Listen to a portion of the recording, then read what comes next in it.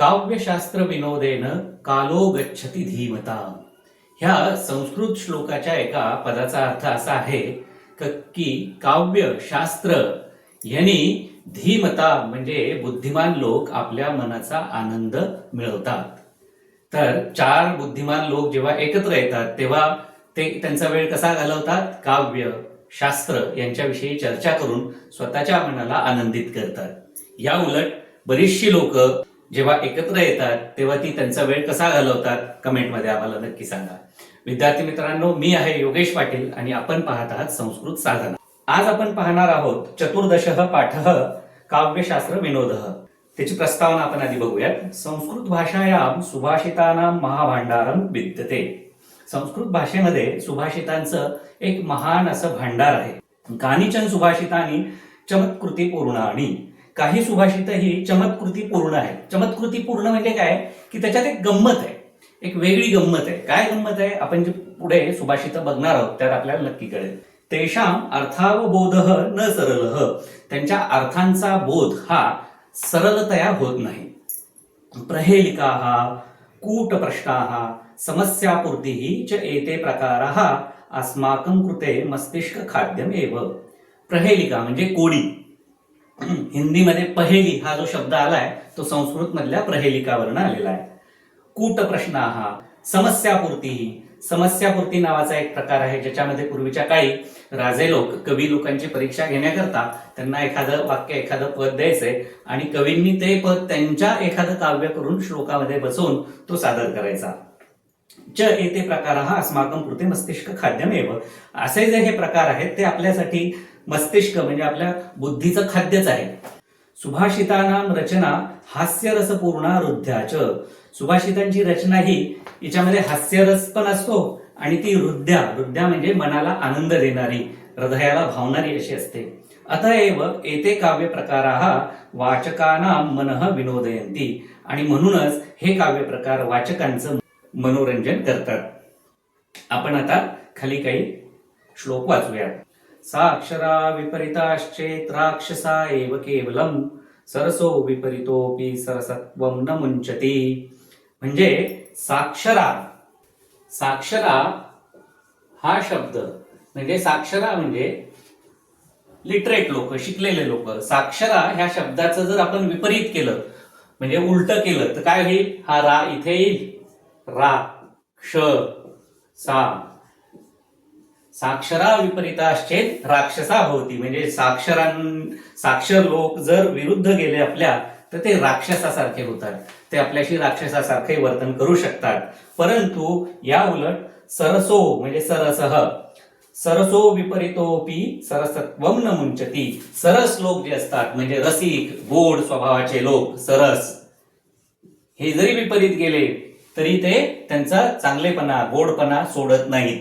तर सरस शब्दातच ते आपल्याला दिसून येतं. हा जर विपरीत केला, उलटा केला तरी हा सरसच होतो. असा ह्यामध्ये याला चमत्कृती म्हणतात. आपण जो चमत्कृती पूर्ण असतात सुभाषित असं म्हटलंय ना, तर ही शब्द चमत्कृती आहे सुभाषितांमधली.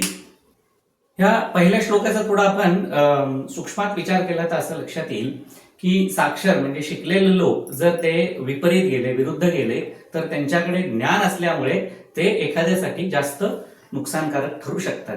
परंतु चांगल्या स्वभावाचे लोक म्हणजे प्रत्येक वेळी साक्षर लोक चांगल्या स्वभावाचेच असतील असं नाही. चांगल्या स्वभावाचे गोड असणारे लोक जे आहेत ते त्यांचा गोडपणा, चांगला स्वभाव कधीही सोडत नाही, जरी ते आपल्या विपरीत गेले तरी, आपल्या विरोधात गेले तरी. पुढचा श्लोक आपण बघूया. हे कोड आहे. वृक्षाग्रवासी न च पक्षिराजः त्रिनेत्रधारी न च शूलपाणिः त्वग्वस्त्रधारी न च सिद्धयोगी जलंच बिभ्रन्न घटो न मेघा. बघा कोड काय आहे? हे एका अशा वस्तूचा, अशा पदार्थाचा निर्देश करतं की वृक्षाग्रवासी न च पक्षिराजः.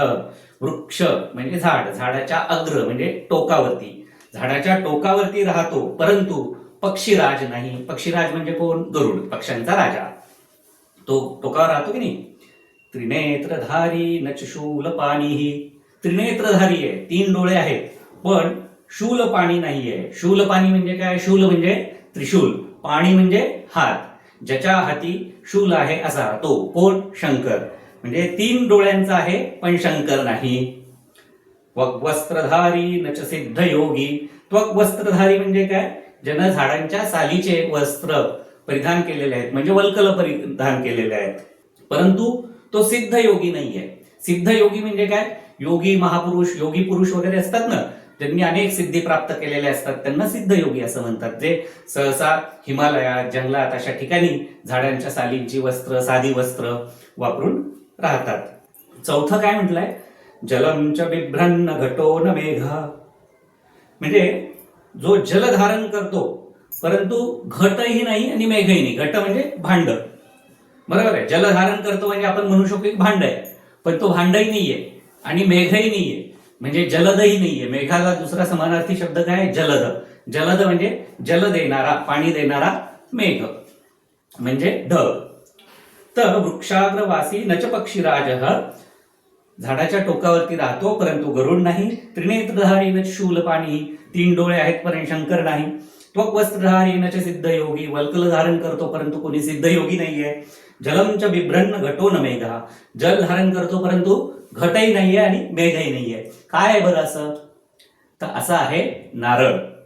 बरोबर, नारळ असतं की झाडाच्या एकदम टोकावरती असतं, त्याला 3 डोळे असतात आपल्याला दिसतात फोडल्यानंतर, आणि त्यांना वल्कलासारखेच सालीचे कपडे घातलेले असतात आणि पाणी असतं त्याच्यामध्ये.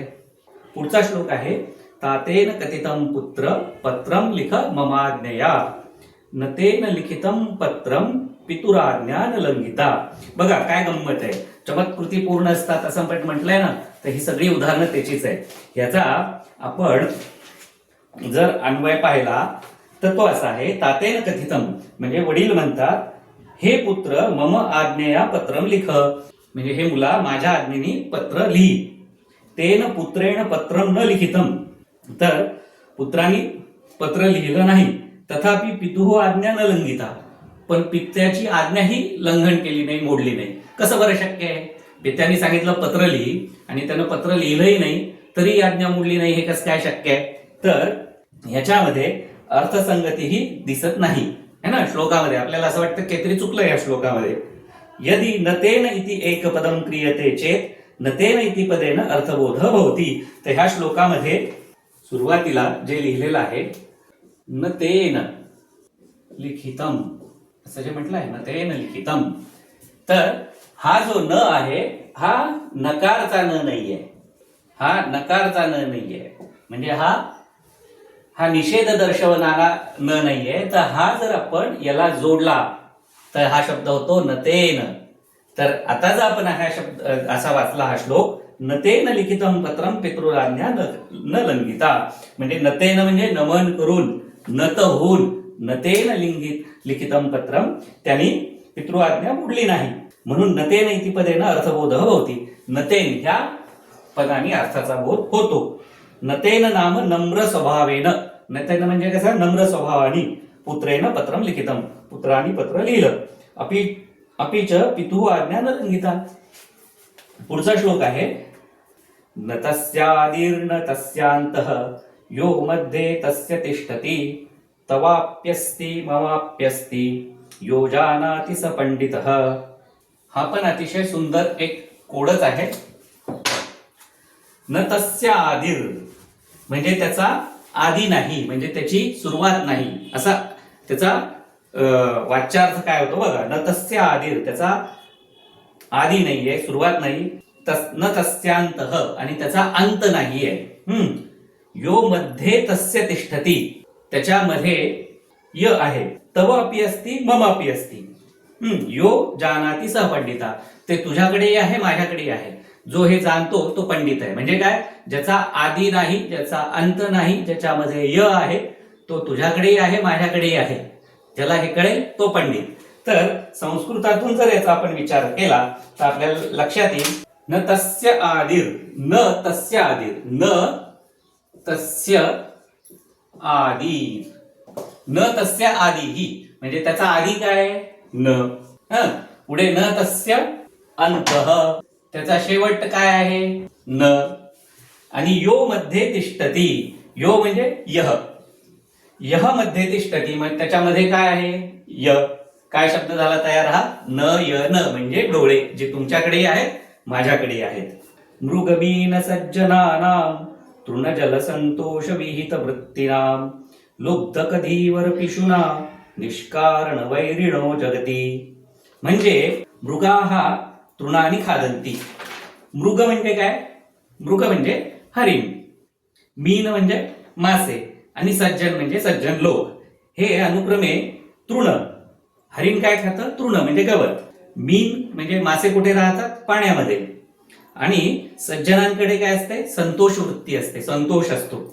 हे अशा संतोष वृत्तीने राहत असतात. परंतु तरीही अनुक्रमे लुब्धक म्हणजे पारधी, फासे पारधी हरणाला मारतात. धीवर म्हणजे कोळी हे मास्यांना मारतात. आणि पिशुना म्हणजे दुष्ट प्रवृत्तीचे लोक सज्जनांना त्रास देतात. निष्कारण वैरिणो जगती, हे निष्कारण वैरी आहेत जगामध्ये ह्या तिघांचे. म्हणजे आपण बरेचदा म्हणतो ना, बघा संस्कृत भाषा ही कशा पद्धतीने व्यवहार देखील शिकवते. बऱ्याच सज्जनांना असं वाटतं की आपण चांगलं राहिलो की सगळं जग चांगलं राहील, पण असं नसतं. बरेचदा निष्कारण काही लोक हे तुमच्याशी वैरत्व घेऊन तुम्हाला त्रास देत असतात. अशी जगरीती ह्या श्लोकामधून सांगितली आहे. त्याचा अन्वय असा आहे, मृगाहा तृणानी खादंती. बरोबर, मृग हे तृणानी म्हणजे गवत खातात. मत्स्याहा जले विहरंती, मासे जलामध्ये विहार करतात. साधवः संतोषम यच्छन्ति, साधू म्हणजे सज्जन लोक हे संतोषाने राहतात. परम अस्मिन् जगती लुब्धकाः मृगान् धीवराः मत्स्यान् तथा दुष्टाः साधून निष्कारणमेव पीडयन्ति. परंतु ह्या जगामध्ये फासे पारधी हरणांना, कोळी माशांना आणि दुष्ट लोक सज्जन लोकांना निष्कारण पीडा देतात. अत्र यथासंख्य अलंकार विद्यते, इथे यथासंख्य अलंकार आहे. मित्रांनो, पुढचा श्लोक आहे, गंगायाश्चंचल तरे वारिणी प्रतिबिंबितम शोभते तारकायुक्तम शतचंद्रम नभस्थलम. म्हणजे शतचंद्र नभस्थलम. आता हा समस्यापूर्ती प्रकार आहे. यामध्ये शतचंद्रम नभस्थलम ही एक समस्या आहे. इति काचन समस्या वर्तते. आणि शतचंद्र नभस्थलम म्हणजे नभामध्ये 100 चंद्र कसे असतील? आता हे राजानं दिलंय, हे काव्यामध्ये आपल्याला मांडायचं आहे, म्हणजे कवीला मांडायचं. इति काचन समस्या वर्तते. आकाशे चंद्राणाम शतम कथम शक्यते. आकाशात 100 चंद्र कसे शक्य आहेत? इत्येषा समस्या, ही समस्या आहे. समस्यापूर्ती काय आहे? गंगा नद्याहा जलम कल्लोलयुक्तम विद्यते. गंगा नदीचं जे पाणी आहे ते कल्लोलयुक्त आहे, म्हणजे ते खळाळत आहे, स्थिर नाहीये. यदा गगने तारकाः चंद्रमाः च विलसन्ति तदा चंद्रमसः शतम प्रतिबिंबानी गंगा नद्याः जले दृश्यन्ते. मग ज्या वेळेला आकाश हे तारका आणि चंद्रांनी विलसित झालेलं असतं, रात्रीच्या वेळेला त्यात तारका दिसतात, चंद्र दिसतो, त्यावेळेला त्याचं प्रतिबिंब जे पाण्यात दिसतं त्यामध्ये प्रतिबिंबात ते पाणी हलतं असल्यामुळे अनेक चंद्रांचा भास होतो. तदा कवी ही कल्पना करोति नभः शतचंद्रम इव दृश्यते. तेव्हा कवी अशी कल्पना करतो की आकाशात 100 चंद्र असल्यासारखे दिसत आहे. पुढचा श्लोक आहे, यदवक्त्रम मुहुरीक्षसे न धनिनां वृषेण चाटून मृषा नैषा गर्ववच शृणोषि न च तान् प्रत्याशया धावसी काले बालतृणानि खादसी परम निद्रासि निद्रागमे तन्मे ब्रूहि कुरंग कुत्र भवता किं नाम तप्तं तपः. अतिशय सुंदर असा हा श्लोक आहे. यामध्ये अन्योक्ती साधलेली आहे. अन्योक्ती म्हणजे काय? अन्योक्ती. आपल्याला एकाबद्दल सांगायचं असताना आपण त्याच्याबद्दल न सांगता पुन्हा दुसऱ्याचं उदाहरण देऊन एखादी गोष्ट सांगणे, याला अन्योक्ती. ह्या ठिकाणी सज्जन आणि साधेपणानं राहणाऱ्या सज्जन लोकांना उद्देशून हा श्लोक आहे. आणि इथे उदाहरण वापरलेलं आहे कुरंगाचं, म्हणजे हरणाचं. तर तो कवी म्हणतो, हे कुरंग यत त्वम धनिकानां वक्त्रम मुहुः न इक्षसे. म्हणजे जसं तू धनिक लोकांचं, श्रीमंत लोकांचं, समाजात अनेक प्रवृत्ती असतात बघा. अनेक लोक श्रीमंतांपुढे, धनिक लोकांपुढे पुढे पुढे करतात, त्यांचं लांगुल चालन करतात आणि आपला कार्यभाग साधायचा प्रयत्न करतात. परंतु सज्जन लोक तसे नसतात, त्यांची वागणूक ही सगळ्यांशी सारखी असते. तर कवी म्हणतो, हे कुरंग यतत्वम धनिकानां वक्त्रम मुहुः न इक्षसे. म्हणजे जसं तू धनिक लोकांचं, श्रीमंत लोकांचं वक्त्र म्हणजे तोंड, चेहरा, मुहुः म्हणजे वारंवार पाहत नाहीस, मृषा चाटून न भृशे. मृषा म्हणजे खोटेपणाने आणि चाटून म्हणजे गोड बोलणे. खोटेपणाने त्यांच्याशी म्हणजे कशाच्या अभिलाषाने खोटेपणाने त्यांच्याशी गोड बोलत नाहीस.